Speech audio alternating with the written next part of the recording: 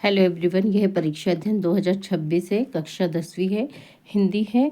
इस हिंदी है।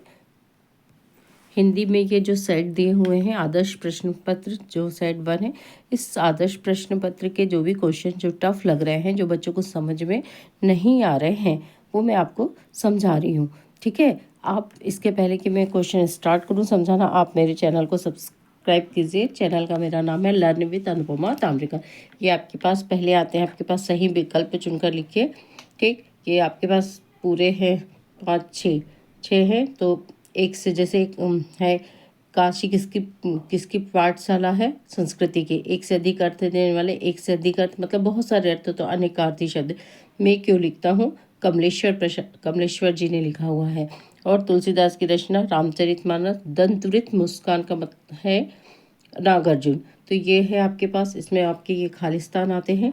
ठीक, इनको आप पढ़ लीजिए। जैसे पंचवटी में कौन सा समास का उदाहरण, तो पंच पंच जैसे नाम से ही पता है। दिगु दिगु मतलब गिनती वाला। दिगु यानी क्या होता है, गिनती वाला। तो ये आएगा दिगु समास। सत्य असत्य है इसके, ये आप सत्य सत्य असत्य पढ़ लीजिएगा, याद हो जाएंगे ये। फिर इसके बाद आपके पास क्या है, सही जोड़ी आती है। तो सही जोड़ी में क्या हो गया, ये कोश की विश्वामित्र, काव्य की आत्मा रस, बाल गोविंद भगत जो है कबीरपंथी, मनु भंडारी ने साहित्य की रुचि पैदा की, शीला अग्रवाल।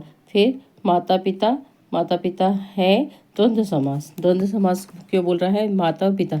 द्वंद्व समास क्या होता है, ऐसा समास जिसमें दोनों पक्ष बराबर होते हैं। मतलब प्रथम पक्ष और द्वितीय पक्ष दोनों पक्ष बराबर, वो क्या कहलाएंगे, द्वंद्व समास। तो माता पिता द्वंद्व समास है। फिर धर्म चक्र घुमाने से पाप धुलते हैं। तो ये सही जोड़ी थी। फिर एक शब्द में उत्तर लिखे।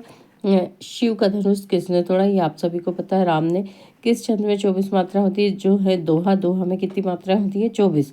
बाल गोविंद भगत क्या काम करते थे, तो आंसर है आपके पास खेती बाड़ी। फिर जिन शब्दों को करने या होने का बोध होता है, वे शब्द क्या कहलाते हैं, क्रिया। क्रिया क्या कहलाती है, कोई भी कार्य जो होता है, मतलब एक्शन जो वर्ड्स हैं, वो क्या कहलाते हैं, क्रिया कहलाते हैं। राम क्या कर रहा था, यहाँ क्या कर रहा है, ये प्रश्न है, इसलिए ये सेंटेंस आपका कैसा होगा, प्रश्नवाचक होगा। फिर गतोंक का अर्थ है पहाड़, ये आपके पास थे। फिर है फागुन में ऐसा क्या होता है जो बाकी ऋतुओं से भिन्न होता है। ठीक है, फागुन क्या होती है, एक वसंत ऋतु होती है। वसंत ऋतु में मौसम क्या हो जाता है, बहुत ही सुहाना होता है। और हरे भरे पेड़ होते हैं, पक्षी चहचहाते हैं, और ये मौसम न ज़्यादा ठंडा होता है ना गर्म होता है। इसलिए फागुन का जो मौसम होता है वो बहुत ही सुंदर और मनमोहक होता है। यह है क्वेश्चन, फागुन में ऐसा क्या होता है जो बाकी ऋतुओं से भिन्न होता है। तो ये पूरी है, चारों ओर भिनी भिनी सुगंधित हवा चलती है, ना सर्दी होती ना गर्मी, मौसम बहुत ही मनोहर होता, पक्षी चहचहाते हैं। तो ये आप अपने मन से भी लिख सकते हैं। ठीक है, जस्ट होली के बाद का जो समय होता है वो फागुन कहलाता है। मौसम बहुत ही सुंदर रहता है। नेक्स्ट क्वेश्चन इसमें है ये वाला, बच्चों की दंतरित मुस्कान। ये क्वेश्चन लिया गया है, बच्चों की दंतरित मुस्कान का कवि के मन में क्या प्रभाव। दंतरित मुस्कान मतलब बच्चों के जो एकदम नए दांत निकलते हैं, कैसे दांत निकलते हैं, नए दांत निकलते हैं। बच्चों की दंतरित मुस्कान का कवि का मन पे गहरा प्रभाव पड़ता है। वे दांत निकलते हुए बच्चों को मुस्कुराते हुए देखकर प्रसन्नता से भर जाते हैं। मतलब जब छोटे जो बच्चे होते हैं उनके जो एक दो जो दांत धीरे धीरे निकलते हैं, तो जो कवि है वो बहुत ही मतलब उनकी मुस्कान देखकर प्रसन्न हो जाता है। उन्हें लगता है कि बच्चे की मुस्कान इतनी जीवंत है मतलब किसी को जो जीवन देता वो जीवंत कहलाता है, जो कि मृत व्यक्ति में भी प्राण डाल सकती है। इस मुस्कान के प्रभाव से कठोर पत्थर और कांटेदार वनस्पति भी मुलायम एवं कोमल हो उठती हैं। तो ये क्वेश्चन है। उसके बाद है कवि आत्मकथा लिखने से क्यों बचना चाहते हैं। क्या है ये जो कवि आत्मकथा लिखने से, आत्मकथा वाला पार्ट है, इसके जो लेखक हैं जयशंकर प्रसाद जी हैं, वह अपने मित्रों से आत्मकथा लिखने को कहा, परंतु वे राजी नहीं हुए। कवि जयशंकर प्रसाद के मित्रों ने उनसे खुद की आत्मकथा मतलब खुद की कथा लिखने के लिए कहा, तो क्यों नहीं राजी होते, क्योंकि उनका जो जीवन था वो कैसा था, बहुत ही साधारण रहा है। उन्होंने कोई महान कार्य नहीं किया, और उनके उल्लेख में जो आत्मकथा में है उनका जीवन दुखों और आघातों से पूर्ण, मतलब उनका जीवन कैसा था, दुखदायी था, बहुत सारे उनको आघात थे। तो यदि वो आत्मकथा लिखते हैं तो उन दुखों को फिर से ही वो सारी चीज़ें याद आ जाती हैं, इसलिए वो उन दुखों को याद नहीं करना चाहते। तो ये थे अभी आपके पास 3 क्वेश्चन थे। इसके बाद अगला क्वेश्चन है आपके पास, गोपियों के अनुसार राजा का धर्म क्या होना चाहिए। तो राजा का धर्म प्रजा का पूरा ध्यान, राजा जो होता है वो क्या करता है, प्रजा का पूरा ध्यान रखना चाहिए, प्रजा को किसी प्रकार को नहीं सताया जाना चाहिए। अतः राजा का दायित्व प्रजा की भलाई का ध्यान रखना चाहिए। ये आप अपना मन से भी लिख सकते हैं। गोपियों के अनुसार, क्या गोपी मतलब जो भी राजा होगा वो अपने देश का क्या करेगा, ध्यान रखेगा, ख्याल रखेगा, अपनी प्रजा की सुख शांति और भलाई के लिए कार्य करेगा। तो ये आपके पास था गोपियों के अनुसार राजा का धर्म क्या होना चाहिए। फिर अगला क्वेश्चन क्या है, गोपियों ने उद्धव से योग की शिक्षा कैसे लोगों को देने की बात कही। क्या है, गोपियों ने उद्धव से योग की शिक्षा कैसे लोगों को देने के लिए बात कही। ये आया आपके पास 2025 में। क्या है, गोपियों ने उद्धव से योग की शिक्षा चंचल मन वाले लोगों को देने की बात कही, जिनका मन कभी नहीं और कभी कहीं और कभी कहीं रहता, उन्हें योग की शिक्षा दी जानी चाहिए, जिससे उसकी चंचलता समाप्त हो सके। गोपियाँ कहती है कि हमारा मन तो श्री कृष्ण के मन में एक निष्ठ है, वह चंचल नहीं है, इसलिए हमारे लिए योग व्यर्थ है।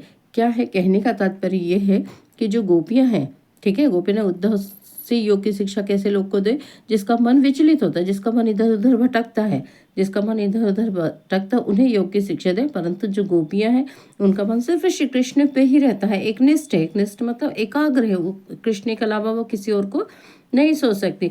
इसलिए गोपियाँ कहती कि हमारा मन तो श्री कृष्ण के प्रति एकनिष्ठ है, वह चंचल नहीं है। चंचल नहीं मतलब इधर उधर नहीं घूमता, इसलिए हमारे लिए योग व्यर्थ है। ये था आपके पास 2025 में ये क्वेश्चन आपको पूछा गया था। देखिए, ये क्वेश्चन भी बड़ा अच्छा है और हमारे जीवन में भी बड़ा उपयोगी है।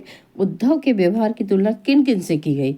उद्धव के व्यवहार की तुलना किन किन से की गई। तो गोपियों ने उद्धव के व्यवहार की तुलना कमल के पत्ते व तेल की गागर से की। आप लोग ने देखा होगा कि जो तालाब में जब कमल खिलता है तो उस कमल पे एक भी बूंद पानी नहीं रहता, ठीक है। और जो तेल का गागर, तेल का जो बर्तन है, वो तेल में डूबे रहने के बाद भी उस पर भी पानी की एक भी बूंद नहीं टिकती। उसी प्रकार जो उद्धव है वो श्री कृष्ण के पास रहकर भी उनके प्रेम से अछूते रहे, मतलब श्री कृष्ण जो है श्री कृष्ण के पास रहकर भी उनके प्रेम से अछूते रहे। तो ये आपके पास उद्धव के व्यवहार की तुलना उन्होंने किससे की, कमल के पत्ते और तेल की गागर से की। दोनों में ही तेल का एक भी अंश नहीं होता। वैसे ही जो उद्धव है उसमें भी श्री कृष्ण के प्रति श्री कृष्ण का प्रेम से वे अछूते रहे। तो ये थे आपके पास 2022 और 2024 में पूछे हुए क्वेश्चन थे। अगला क्वेश्चन है, परशुराम के क्रोध करने पर लक्ष्मण ने धनुष टूट जाने के लिए कौन कौन से तर्क दिए। ये था आपके पास 2023 में पूछा हुआ। क्या हुआ, देखिए, राम जो है स्वयंवर में राम जो है तो धनुष को तोड़ देते हैं। तो जो लक्ष्मण जी टूट जाने के निम्नलिखित तर्क दिए। राम का धनुष के टूटने से कोई दोष नहीं, क्योंकि उन्होंने जैसे ही छुआ पर टूट गया, मतलब उन्होंने जबरदस्ती धनुष को नहीं तोड़ा, उन्होंने छुआ और टूट गया। राम ने इस धनुष को नया समझा था, किंतु यह पुराना जर्जर था, इसलिए टूट गया। दूसरा कारण क्या दिया उन्होंने कि ये धनुष कैसा था, नया था, पर नया नहीं था, ये कैसा था, पुराना था। जर्जर मतलब हर जगह से टूटा था, इसलिए टूट गया। लक्ष्मण ने यह भी कहा कि बचपन में हमने ऐसी अनेक धनुइयाँ तोड़ी थी, तब तो आप नाराज नहीं हुए थे। बचपन में बहुत सारे ऐसे धनुष तोड़ दिए थे, तब तो नाराज नहीं हुए, अब क्यों हो रहे। इस धनुष के टूटने से कोई लाभ या हानि नहीं, इसलिए इस पर नाराज होने की आवश्यकता नहीं है। तो ये आपके पास थे 4 कारण थे जो परशुराम के क्रोध करने पर लक्ष्मण ने दिए। पहला, जो धनुष था जर्जर था, पुराना था, इसलिए टूट गया। बचपन में हमने बहुत सारे धनुष तोड़े थे, तब वो आप नाराज नहीं हुए, और इसके धनुष तोड़ने पर हमें कोई लाभ हानि नहीं हुई। फिर आपके पास राम लक्ष्मण परशुराम संवाद के पाठ के आधार पर राम के स्वभाव की 2 विशेषताएं लिखें। परशुराम के क्रोध करने पर राम और लक्ष्मण की जो प्रतिक्रियाएं हुई उनके आधार पर उनके स्वभाव अलग है। देखिए, राम और लक्ष्मण दोनों, राम कैसे हैं, विनम्र है, मर्यादापूर्ण है, धैर्यवान है और मधुर वाणी का उत्तर देते हैं। और वे परशुराम से कहते हैं कि धनुष को तोड़ने वाला कोई आपका दास ही होगा, मतलब बड़े प्यार से वो परशुराम जी से क्या कहते हैं कि धनुष को तोड़ने वाला आपका कोई दास होगा। वे परशुराम को अधिक उत्तेजित देखकर देखकर संकेत से लक्ष्मण को रोकते हैं और परशुराम जी के क्रोध को शांत करने का प्रयास करते हैं। मतलब जो परशुराम जी थे वो धनुष तोड़ने पर एकदम ही क्रोधित हो गए थे, तो वह राम उनको क्या बड़े ही शांत भाव से, शांत मन से उनको रोकने का प्रयास करते हैं। किंतु जो लक्ष्मण कैसे थे, उग्र थे, मतलब उन्हें गुस्सा जल्दी आता था, उनका व्यवहार कैसा था, तीखा था। वे धनुष के टूटने को सामान्य बात मानते हैं तथा परशुराम के क्रोधित होने को निरर्थक, मतलब परशुराम जी यदि क्रोधित हो रहे तो कोई निरर्थक, मतलब कोई मतलब का नहीं, कोई अर्थ नहीं। वे परशुराम को उत्तेजित करने वाले व्यंग्यात्मक उत्तर देते हैं और उनके कथन सभा के लोगों को भी अनुचित लगते हैं। तो राम और लक्ष्मण, राम कैसे शांत और मर्यादापूर्ण होते हैं, विनम्र है, धैर्यवान है, और जबकि जो लक्ष्मण है वो कैसे हैं, उन्हें जल्दी गुस्सा आता है और वह जल्दी ही किसी चीज़ का तुरंत मतलब व्यंग्यात्मक रूप में उत्तर देते हैं। तो ये आपके पास थे क्वेश्चन थे। राम लक्ष्मण संवाद पाठ के आधार पर राम के स्वभाव की 2 विशेषता लिखिए। अगला क्वेश्चन है, लक्ष्मण ने वीर योद्धा की क्या विशेषता बताई। देखिए, लक्ष्मण ने वीर योद्धा की निम्न विशेषता: वीर कभी भी अपनी वीरता का वर्णन नहीं करते। वीर योद्धा युद्ध स्थल में अपनी वीरता का प्रमाण देते हैं। वह अपना खुद का वर्णन नहीं करते, वीरता का प्रमाण देते हैं। और वीर योद्धा विनम्र, धैर्यवान और गंभीर होते हैं। वीर कभी भी अपने ऊपर अभिमान नहीं करते। वीरों में दूसरों के प्रति आदर सम्मान का भाव होता है। तो लक्ष्मण ने वीर योद्धा, वह कभी भी अपनी वीरता का वर्णन नहीं करते। वीरता, युद्ध क्षेत्र, युद्ध जो भूमि होती है उसमें वह वीरता का प्रमाण देते, मतलब युद्ध छोड़ के नहीं जाते। वीर योद्धा विनम्र, धैर्यवान और गंभीर होते हैं। और वीर कभी भी अपने ऊपर अभिमान नहीं रखते। वीरों को दूसरों के प्रति आदर व सम्मान का भाव रखते हैं। तो ये थे आपके पास क्वेश्चन। देखिए, ये आपके पास प्रकृतिवादी काव्य की 2 विशेषता। प्रकृतिवादी ये 2023 में भी पूछा गया है। तो प्रकृतिवादी काव्य विशेषता निम्नलिखित है: शोषितोष, मतलब जिनका शोषण सहानुभूति है। आर्थिक व सामाजिक समानता पर बल है।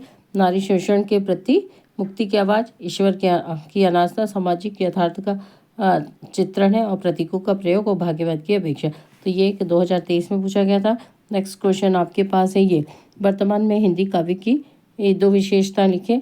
तो वर्तमान जो है 2 विशेषता। यथार्थ मतलब वर्तमान में जो हमारे पास वास्तविक जो है उस चित्रण पर जोर है। और नारी के प्रति परिवर्तित दृष्टिकोण। अभी जो नारी का जो कार्यक्षेत्र वो एकदम से चेंज हो गया, मतलब नारी के प्रति परिवर्तित कार्यक्षेत्र। फिर उसके बाद है क्वेश्चन नंबर है ये: 4 प्रयोगवादी कवि और उनकी एक रचना का नाम लिखिए। ये आपको याद करना पड़ेगा, ये कवि का नाम है और उसकी ये रचनाएं हैं क्या है। तो हमने अभी तक कितने क्वेश्चन सेट जो है आपके पास, कुछ 2023 और 24 के भी हम लेते जा रहे हैं।